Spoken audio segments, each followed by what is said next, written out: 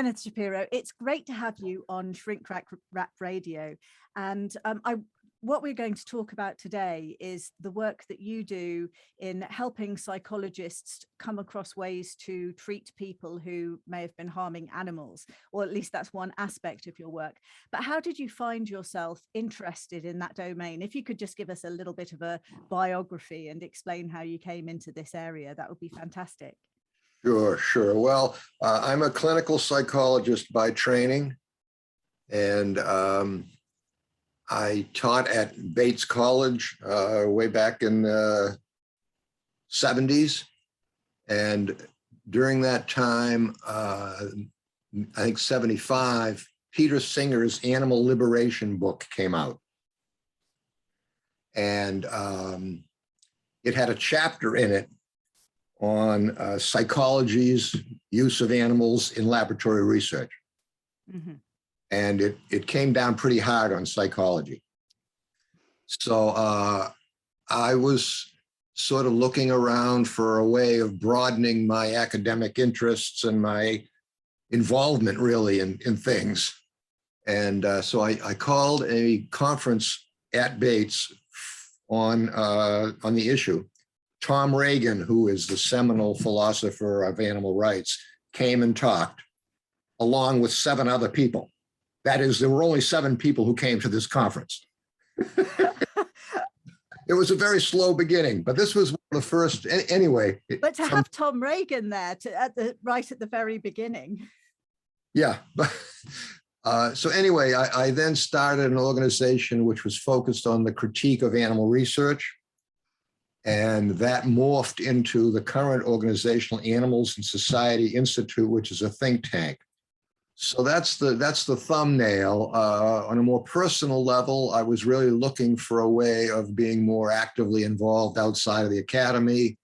I was kind of tired of the navel gazing that's involved in just thinking your own thoughts and stuff. So I started this organization and been doing it now since 1981. Wow. And you mentioned that, well, the course that I attended an online course that you gave at BARC. If you could tell me just a little bit about that and how that developed. Sure. So the history of that is that the issue of the relationship between human violence and animal abuse came to the fore when the FBI discovered that many, if not most, of the serial killers had a history of childhood animal abuse. And from that, an empirical body of research began to develop, establishing the link between the various forms of violence, child abuse, elder abuse, spousal abuse, and animal abuse were all correlated or associated. And so a significant literature developed out of that. And we started in the organization I was with, we started under the term LINK. We started presenting to humane societies and other groups, mostly animal protection groups, about the link, because it provided a very nice wedge into the issue, because of it wasn't just about animals, also about humans. So, you didn't have to, you weren't limited to just the animal lovers. So anyway, a long story short is that we then began to develop a treatment approach for working with some psychological intervention with respect to animal abuses. And that was because while the laws began to recognize animal abuse as a problem, all 50 states now have a felony level act with respect to animal abuse. The prosecutors were not bringing the cases into court because the courts were overcrowded. It was given less importance and so forth. So we felt that if we developed a treatment approach, an intervention, then the courts would be more willing to take on these cases, and it wouldn't involve always crowding the prisons more and so forth. So BARC is a diversion program, which means that it can provide an alternative or a supplement to the sentence that the convicted animal abuser has. And it's a group-based intervention. I'll tell you more about that as we go along, but that's the background to how it got started. Yes, and I do want to hear more about that. But one thing that immediately interests me is that your first focus of attention was on the treatment of animals in research laboratories. So these are people who wouldn't be regarded as animal abusers in any shape or form. And I wonder whether you see that there is any sort of psychological crossover, or whether there's any danger of being, I mean, there has been research that suggests that people who work in slaughterhouses, for example, can become more aggressive towards humans as a result of perhaps lessening their moral concern about other sentient beings. And I don't know whether it feels to you as if there is any connection between those areas. Well, limited connection. I mean, the animal researchers were socialized into an enterprise that involved that. They typically didn't, prior to the emergence of the animal protection movement, they didn't see it as an immoral issue at all. Mm-hmm. In fact, I can remember it was really interesting to me in the early days when I started approaching psychologists and other biomedical researchers about this issue. And I'd say, well, how do you feel about the ethics of the thing? And they said, well, it's not an ethical issue. And what they meant by that was that for them, the ethics of their work simply was related to how well they did the research. That is, the methods, and if you controlled for the study and so forth, then it was good. It was ethical. So the animal issue as an ethical issue was not even on the table. Now it's on the table. So I'm not saying that people who work with animals and do research on them are animal abusers in the same sense, with the same kind of pathology that's involved with the people we're treating. But on the other hand, there was a kind of and a blind spot. And a number of people have written about that. Notably, a guy named John Gluck wrote a book called Yes, I've read it. Yeah, it's an Ferocious Science. And, in his career, he started with Harry Harlow, which was one of the, real gross, egregious treatment of animals. And he slowly... Yes, Harlow, just for listeners who aren't aware, Harlow was the person who brought up baby rhesus monkeys in complete isolation and found out that they'd rather hang on to a sort of a soft wire covered monkey shape than be fed, for example. And it's meant to give us examples about human psychology, but you'd never do that to a child. So why would you do it to a baby rhesus monkey? Yeah. So, I mean, there is a feedback loop in the other direction as we proceed more and it becomes more publicly aware that animal abuse is a problem in a domestic setting. There's a feedback loop because I think it does have a chilling effect on people doing highly invasive research with animals in the laboratory. So, it does operate in that direction, interestingly.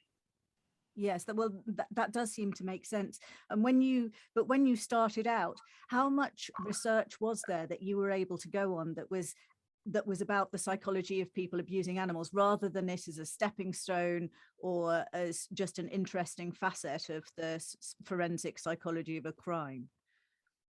Well, there was a lot of empirical information about the association and the different demographics of those and the different forms of abuse that were used and which ones were more likely to jump from animal to human and so forth. There was a fair amount of research, but there was very little research on or development of instruments either to assess or identify animal abusers or to treat them. There was very little of that. So, that was something we felt was very important, again, because of the need within the court system. And now there are 34 states that either require or allow the convicted animal abuser to face some kind of treatment intervention. So there's a need, the need has been established.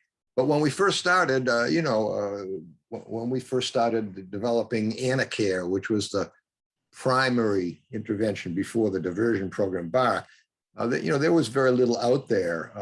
There was humane education, but humane education is just for people, for the general public. It's not for at-risk people.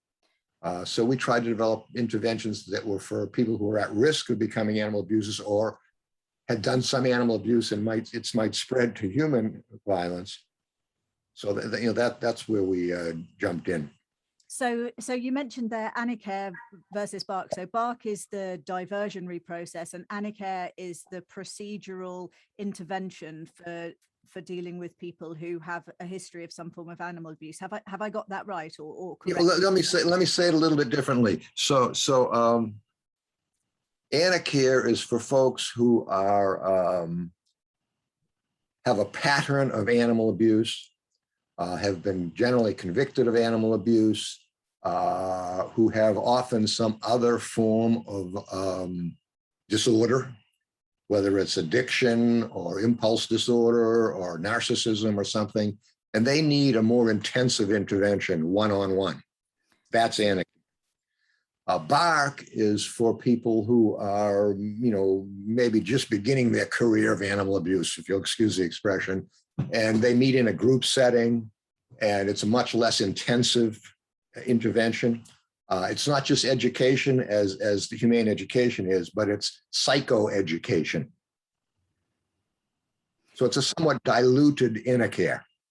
I see. And as far as psychologists are concerned, this must be a very difficult, challenging area for them to face, especially because I can't imagine that there's a great deal of training on this particular area of concern. Yes, there's very little training. It's beginning, however. There are particularly several social work graduate schools that now include in the curriculum the issue of animal abuse. And it fits well into that setting because those folks, psychologists to some extent, but social workers are very much systems oriented in the sense that it's the whole family you're looking at. And most people now, when you ask them how many beings there are in their family, they will include the animals. So to do an accurate have an accurate understanding of a family system, you need to understand the role of the relationships with the animals. So it's beginning to happen. University of Colorado, University of Tennessee, Tufts, there's several, NYU, several schools now have some inclusion of this issue so that people are being exposed to it. And in particular, the primary mantra that we always offer is always ask. So in other words, when you receive a referral and see your client for the first time, trying to develop a treatment approach and so forth, always as part of the history, get understanding of what animals were involved in the family, who took care of them, how they were treated, where they came from, where they ended up, etc. To understand, joint discipline. Sometimes kids were punished for the dog's misbehavior, stuff like that. So it becomes an important assessment tool to understanding what's going on, even if the primary presenting problem is not animal abuse. But that's fascinating, actually, because you're so totally right. I mean, people do, we're a household of, well, in my case, I'm a household of me, 2 cats and a dog, and the birds out in the garden I feed and the crows in the park I feed. And, that feels to me like my sort of environment. If I was a normal family, it might be parents, children, the family dog or the family cat, and maybe a guinea pig and the rabbit. And to ignore those interactions and those relationships, and in part when I grew up, I think that my pony and my cat were the sort of solid support structures in my life. I mean, they were vitally important to me for that Right. reason. And I think a psychologist having a relationship with me without being aware of the role that those animals played in my emotional support would be lacking something, but it isn't going to be the first thing that most people are going to ask. Right, right, right. I mean, another interesting, in terms of the psychology folks, they are becoming more interested in this, and we're attracting more of them. But one of the things that's interesting for me, both the social workers and the psychologists, it initially attracts people who, quote unquote, are animal lovers, who have animals and so forth. And yet they're very ambivalent about taking on this population because they have to listen to sometimes very egregious accounts of animal abuse. And so a lot of therapists will not take this on for that reason, which presents a quandary for us, for sure. That does make sense. So how do you go through encouraging people to get training in this area and developing a cadre of psychologists who have the training and the skills to be able to work with people and perhaps prevent the acceleration of these kind of problems? Yeah. So we've given lots of workshops and we're now doing online stuff, of course.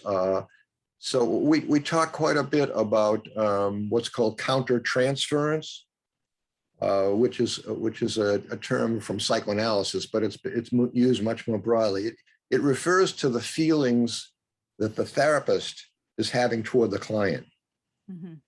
And there's always feelings because the clients are, troubled people, sometimes do a lot of things that aren't very socially acceptable. And so you have to recognize your feelings about them, and you have to work them through. And so we offer a number of ways of dealing with this countertransference. But the first thing is recognizing it, because sometimes you don't recognize it, but your attitude toward the clients is influenced in a sort of subconscious way yourself. So that's one of the first things that we talk about during these webinars. And you particularly wanted to talk about the development of the intervention. So I'll just give you the opportunity now to express where your particular areas of interest are in how this conversation develops. So so you're asking me to tell you a little bit more about the intervention. So one thing to say is that there are many pathways to becoming a person who abuses animals, in the same way that there's many pathways to developing depression. So there's no one theory that currently accounts for the causes of these behaviors. The behaviors in motivation have some similarity with domestic violence. There's issues of control, of dominance. There's displacement of aggression. There's several motives that lead to this. But there's also a major difference between the treatment of people who abuse humans and people who abuse animals. And that is uncovering the attitudes and beliefs that these folks have toward animals.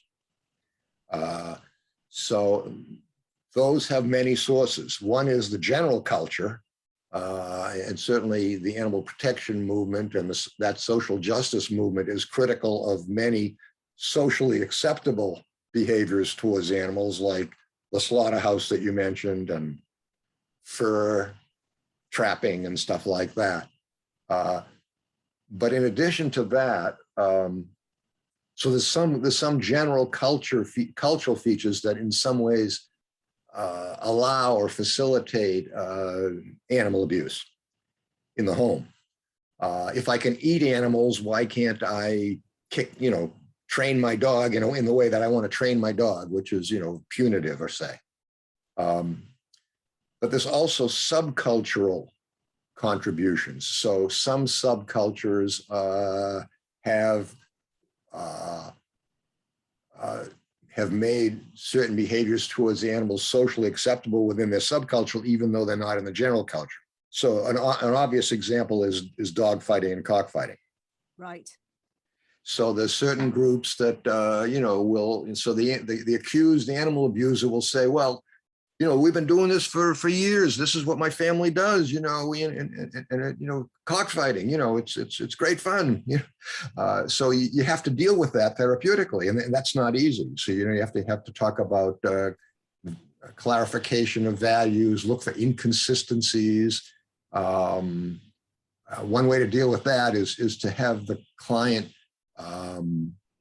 role play an animal and try to help them to understand that the animals have feelings and relationships and are more sophisticated both emotionally and socially and intellectually than you might have thought.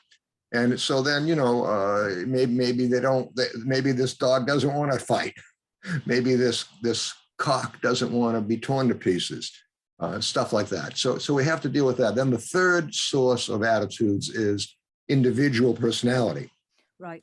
So some personalities, for example, a paranoid person is more likely to attribute blame to an animal that, messes up the carpet and blame them and punish them in a way that isn't really appropriate.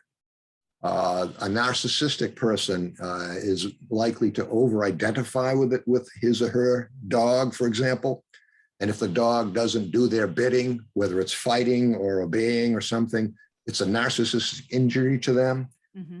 All I'm saying is that you have to really look closely at the attitudes and beliefs that these folks have toward their animals, and you have to deal with that therapeutically. Beyond that, empathy is very, very important as a skill that can be taught. And we have exercises that help people to empathize not only with humans, but with animals. Other interpersonal, the other issue that's very important is accountability. A lot of times these attitudes and beliefs are such that the person really doesn't think they did anything wrong, don't take responsibility for what they did. I was just following this other guy who said to do it. And if a person comes into a therapy situation and says, I don't have a problem, the law was wrong or something like that, it's hard to work with them. So establishing accountability, taking responsibility, owning up to what they did, these are very important things to establish in this kind of therapy. Finally, there's other interpersonal skills that we try to teach. Anger management certainly is one of them, stress management, respect not only for humans, but respect for animals, and respect based on the similarities between us and them, but also respect based on the differences between us and them. Yep. So that's an overview of both Anacare, the individual intervention, and BARC, the group intervention. It does sound like it's very challenging work, and particularly when you were talking about the issue of subcultures, that it's moving beyond perhaps some of the usual work of a psychologist, because exactly. you're not usually addressing someone's, I don't know, moral or cultural beliefs about something. I mean, I imagine there's probably a little bit more of that in multicultural societies, but it does sound as if that's going to demand an awful lot of knowledge and expertise on the part of the psychotherapist. That's right. The therapist is really going to have to know a little bit about animals. Yes. And the therapist also is going to, in some ways, going to have to act like an anthropologist. Yes. Yes. What's going on in your culture? Tell me about who took care of these animals. What was your view of them? Did you just see them as property? Did you see them as a resource? Are they there just for your companionship? Or do they have a life of their own and interests of their own and needs of their own? All that stuff has to be clarified. And there is some part of traditional psychotherapy values clarification, it's called, that, you know, that deals with that, but it's usually not given much standing. In one of, as I mentioned to you, I'm doing a master's in practical ethics, and the last course I did was psychology, psychiatry, and philosophy. And one of the papers, I can't remember the authors of it now, but the two authors were suggesting that there is a sort of moral educational role within psychology, and some of the other students didn't really like that at all. It seemed too invasive. It seemed like psychologists were being given too much power. But the argument I think they were making was that one only really develops a proper ability to act morally if one has full autonomy, and that the autonomy comes from having the full knowledge of the situation and being able to take responsibility for your actions. And it seems like that's the sort of thing that you're trying to encourage people to be aware of in their relationships with animals. Yes, yeah, very good. Good course. Yeah, so we make a distinction between the animal socially constructed, that is the animal that we have defined in terms of our own needs and so forth. So we have farm animals, and we have animals of entertainment, and we have feral animals, and we have zoo animals. We have all these constructions, and and then we have all these metaphors about animals, the dirty pig, the wise owl, and so forth. So there's that, the social construction. And then there's what we call animals as such, which is the animals that have been described through science and cognitive ethology and zoology. And so, this is the nature of these animals. And the social construction and the actual animal are often quite different.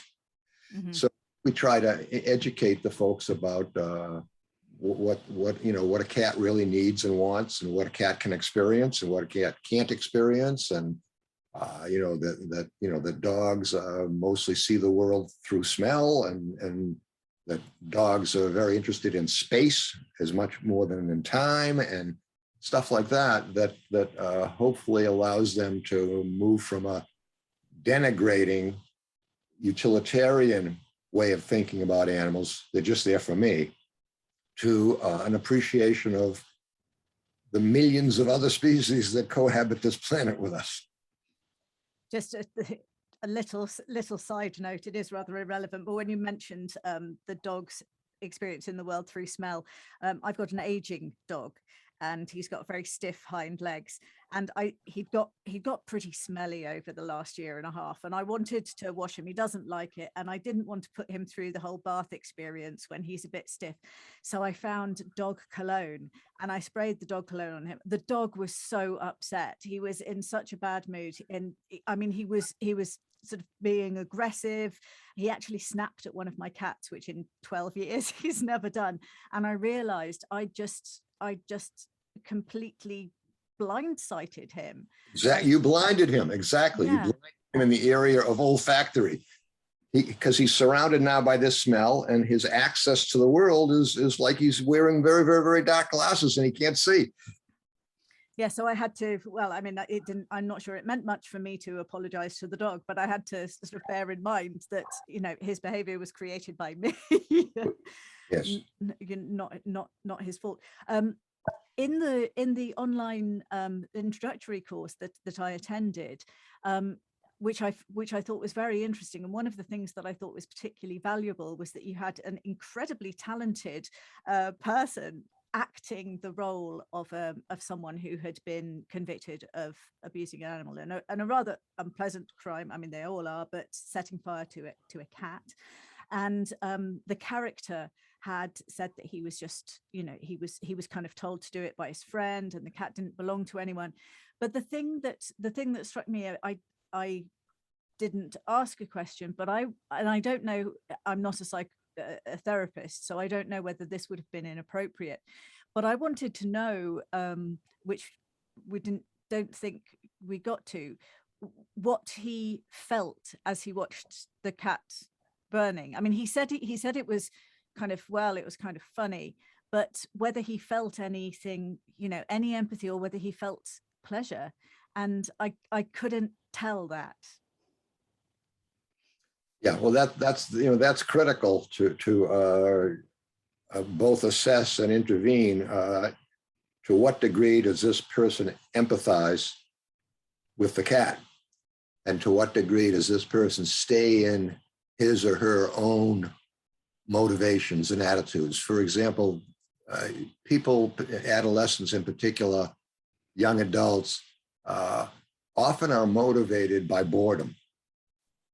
So this was Sam, and Sam's was 18 years old or something, and he was together with this other guy, Joey, and they didn't have anything to do that afternoon. What are we going to do this afternoon? It's really boring in this town. And so doing something that's illicit, doing something that's different, that attracts them. And so they may get off on what they're doing to the cat. But usually there's some ambivalence, and usually, so Sam, this person, had some strong relationships with dogs, and so clearly he empathized with dog, and he felt he was able to feel that the dog supported him at times. When his father, who was really an ogre, came down on Sam, he would go to the dog, and the dog would comfort him. So he knew that there was some possibility there, but in the subculture that he was brought up in, and in the family he was brought up in, cats were not so good. And of course, there's psychodynamics associated with that. Cats are often associated with women, and so there may be some women's issues that get in there, gender issues, prejudice against women, and so forth. But so Sam offered an entree, if you will, given his relationship with dogs, to then generalize that out to other animals and maybe to cats. But yeah, so he gave the excuse that cats were just stray animals, and then they don't belong to anybody, so no one's losing them. They're a nuisance. They make loud noises, and I'm not doing any harm by getting rid of this cat. I suppose the thing that I was really wondering was whether it's more difficult to deal with or to treat someone who simply doesn't see it as a problem, or someone who actually likes it. Yeah, no, absolutely. There's certainly the sadistic person who gets pleasure out of the suffering of others is very, very hard to reach. There's certainly limitations to the population that Bark can treat. Someone who is a sadistic person, someone who has major affective disorder, someone who is psychotic-like, someone who is a psychopath. These are very, very difficult people to change, whether it's even in an individual therapy setting. So, that's why the assessment is so important, and the recommended treatment course is so important. So yes, the sadist is beyond our reach, probably. And you mentioned the assessment program for Bark, and that was something that you and your colleague went into some detail about in the course. And I thought that was very interesting, because obviously the person has to be someone who's amenable to working in a group setting, as well as someone who seems to be amenable to benefiting from the intervention. Yes. Yeah. So, of course, they're court ordered, so in some ways they don't have any choice.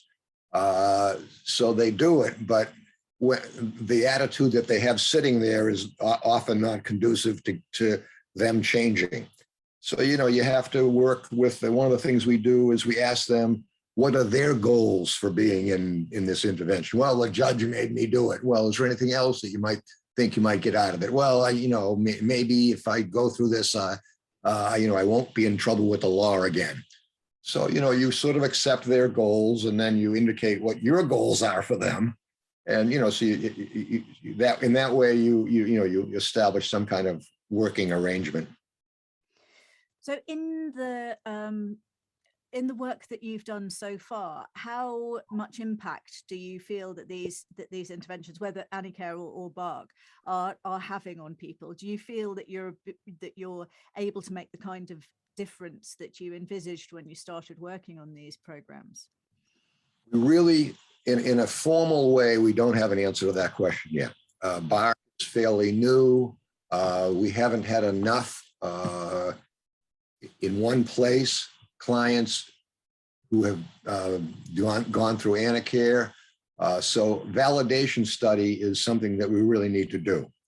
And we're going to work that into the diversion program, in the sense that people who enter the program will get a set of instruments to take a look at their level of empathy, the kinds of aggression they have, the attitudes they have toward animals, and then we'll do a pre-post. So the answer to your question is that we formally don't know. However, informally, most of the interventions have been adapted from those that work in a domestic violence setting and do reduce domestic violence. So there's a pretty good chance that it's going to work. And this is not brain surgery. These are pretty much, these kinds of interventions have been used in the human setting many times and clearly have impact. But this is something that we need to do. It costs a lot of money, and it requires a lot of cases being referred, and it requires a lot of therapists taking it on, and so forth. So one of the things we're thinking about doing is developing a self-directed BARC intervention. So that would mean that a person convicted of animal abuse or referred in some other way would take a self-directed course. In other words, they would go online just by themselves, and they would get a series of exercises and questions, and they would have to answer them and so forth. And in effect, we would take them through BARC, in their own, in a way that they can time it and so forth. And again, we would have pre and post instruments there, so we would get some data. So that might be a way of circumventing the relative lack of number of clients and the relative lack of therapists who have taken this on yet. So, and that fits our move toward virtual interventions. And how important do you think that is? How big a need is there? Because I mean, in the media, you hear probably a lot less about animal abuse situations. It's only every now and then that something about dog fighting really hits the news. Perhaps it doesn't, on a state level, but not so much on a national level. So people can be rather blind to these things happening. And whereas as humans, we tend to have a rather inflated risk idea about children being snatched by strangers, which doesn't happen very often, we're probably less aware of the amount of dogs that get kicked or banged on the head with a spade or something. So I just want to get a sense of the scale of the problem that you're seeking to work on. Well, the scale of the problem is very, very large, and the media does pick up on kicking the dog kinds of stories, certainly from time to time, and certainly more the recognition that violence is a tremendous societal problem is on most people's table. And once we show them that human violence is related to animal abuse, that gives some cachet to recognizing and thinking about animal abuse. So given that we live in a fairly violent society, any intervention that might deal with that should be adopted and is being more. And as I say, there's lots of laws now that if you look at a state legislation, you'll find dozens of laws having to do with the treatment of animals, not just domestic, but wild animals, hunting, guide dogs, emotional support animals. So the legislators, have thought about this a great deal. The courts are getting more and more aware of these cases. You know, it's something that's coming onto the table, and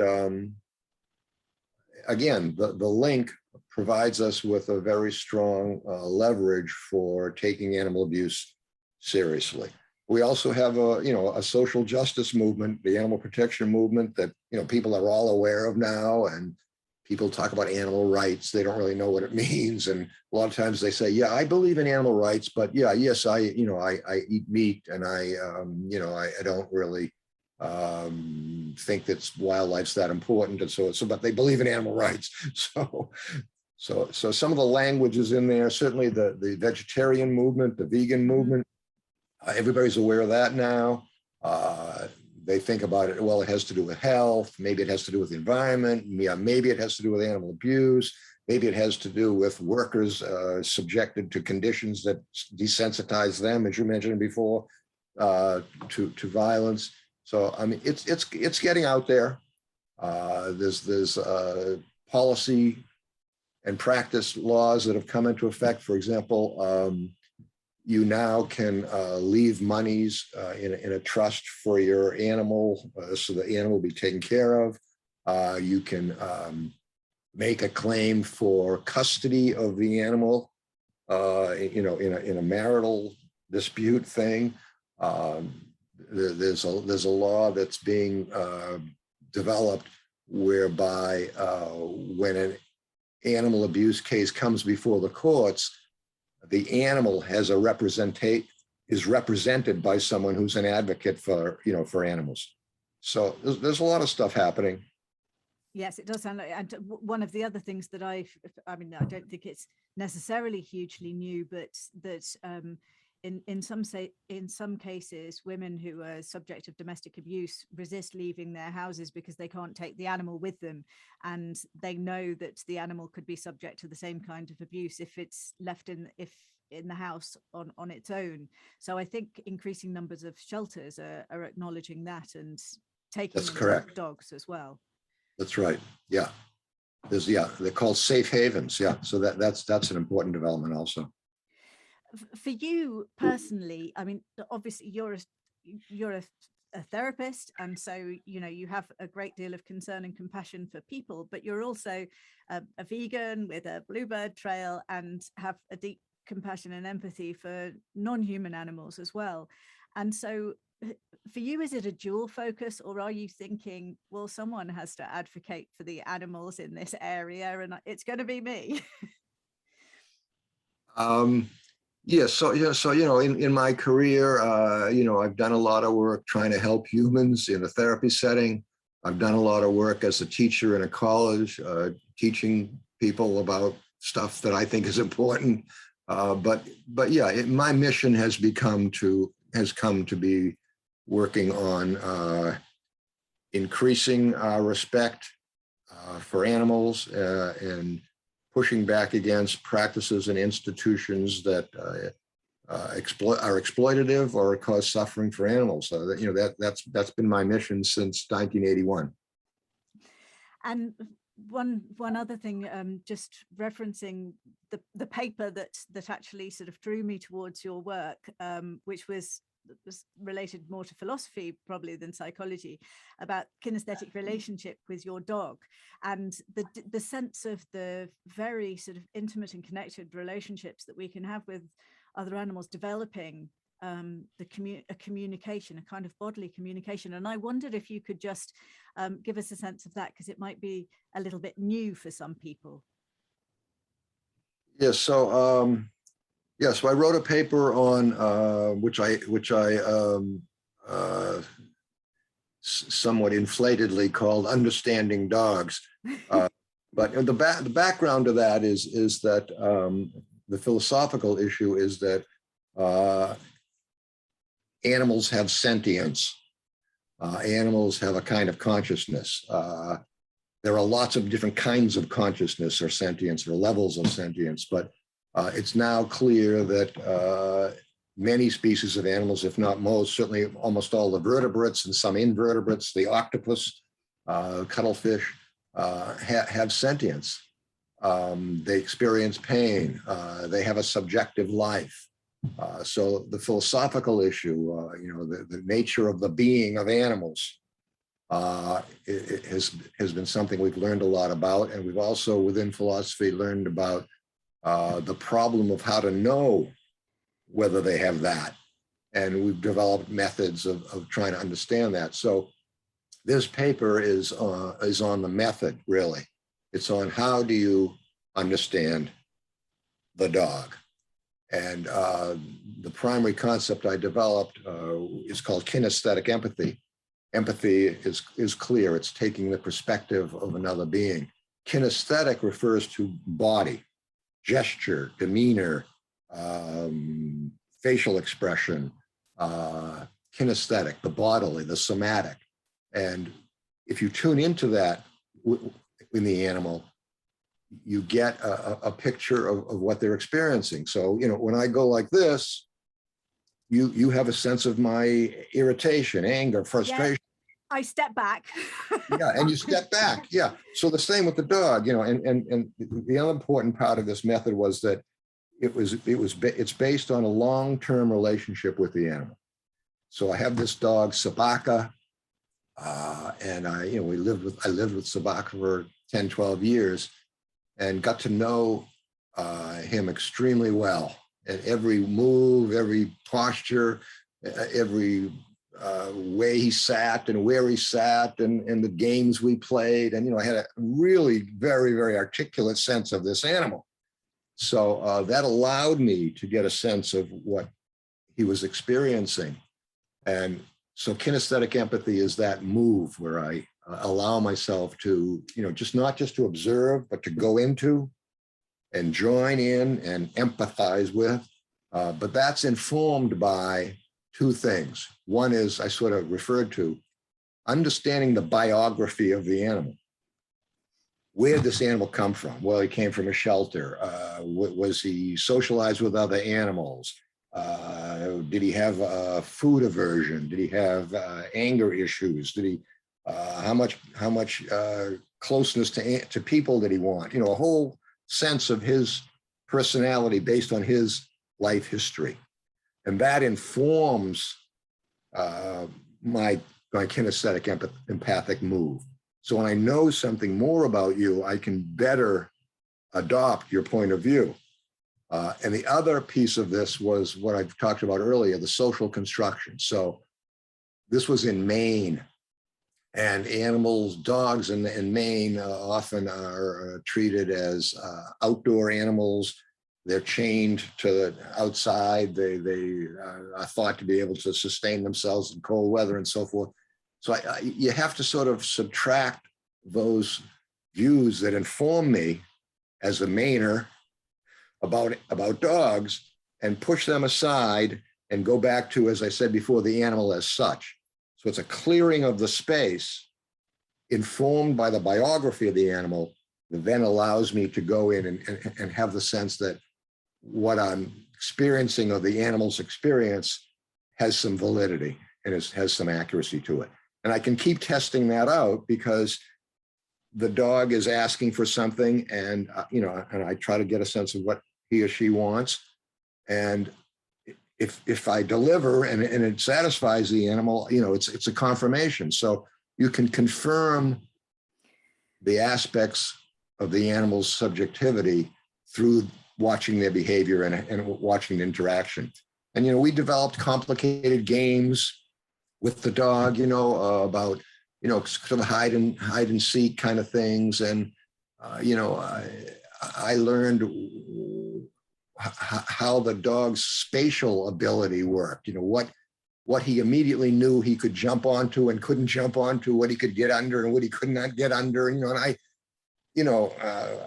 my body schema became his body schema. I could immediately see, oh, I can't fit under that, because I'm Sabaka now.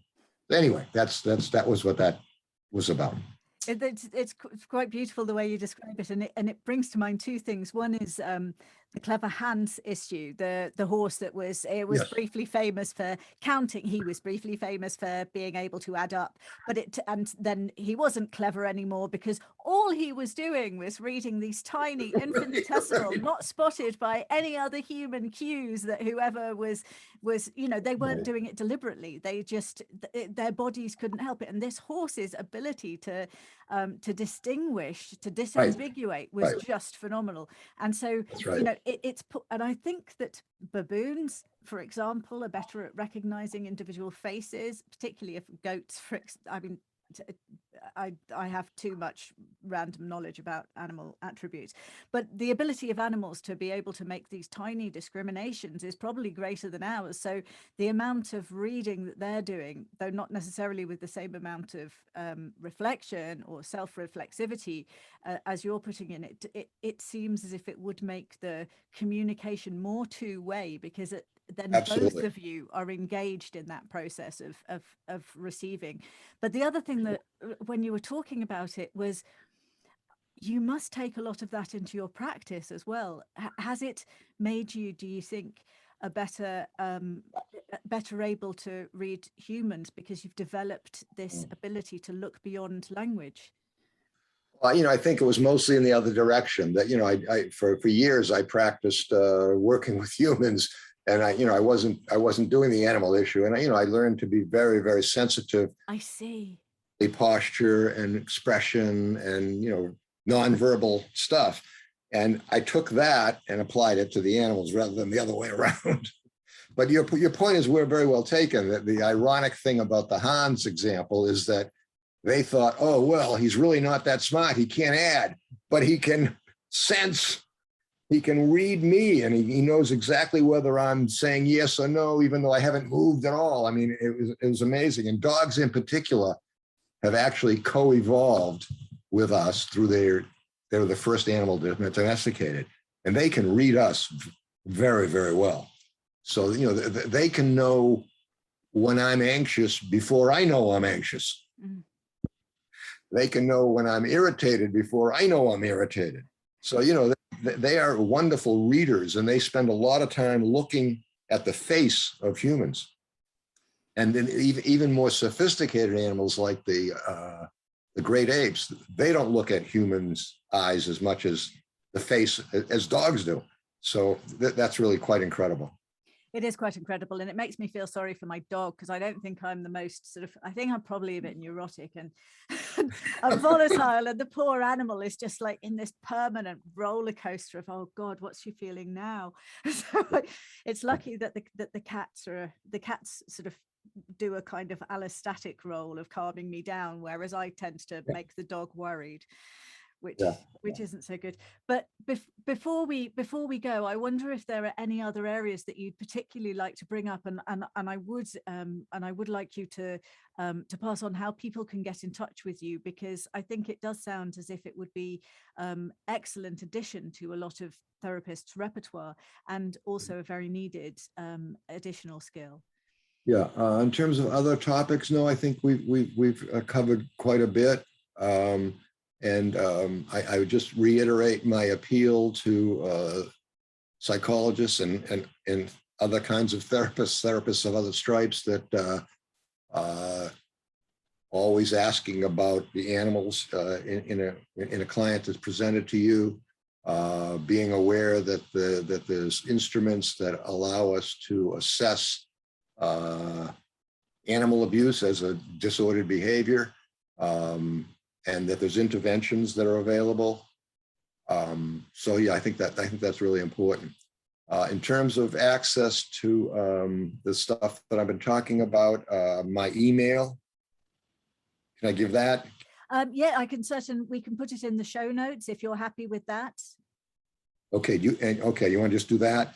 Yeah. Okay, and also, I just want to tell people. Just read it out as well, Kenneth, so that for people who don't look at their phones when they're listening to podcasts. Ken.Shapiro, SHAPIRO, at animals and society.org. And then I just want to say a couple of words about my organization, Animals and Society Institute. So that's on the web at animalsandsociety.org. And if you go there, you can take a look at all the literature on the link and some of these anacare and bark. There's also, if you want to become a scholar member or of Animals in Society, that's an option. We have newsletters for the people interested in the field of human animal studies, which we haven't really talked about, but that's been the other main project that ASI has been involved in, the development of this field that is the study of human-animal relationships and provides a complement to the animal protection movement in the same way that women's studies provides a complement to, a feminist social justice movement. And it is a very different addition, because I think in a lot of the animal ethics that I deal with, the feeling seems to be that the best thing that we can possibly do for animals is to have absolutely no interaction with them at all and kind of let them be. And and I think there is an importance of there are mutual benefits to both us and to other species to having positive relationships. Yes, and the letting be, is an important maxim in some contexts, but those are more and more limited because humans have presence all over the place, and even in the wild, we're deciding how to manage. We're deciding on the boundaries of the habitats and so forth. So I think it's more important to emphasize our relationships with animals. Our respect for them, what we can do for them, what they can do for us, the biophilia idea. Yes. So anyway, Animals in Society is a good place for psychologists to go to learn about this field and to learn about an adjunct practice that they can add to their general practice, which is the recognition and treatment of people who abuse animals. Well, Kenneth Shapiro, thank you so much for being on Shrink Wrap Radio. It's been an enlightening conversation for me, and I really appreciate your time. My pleasure, and thank you again for your interest.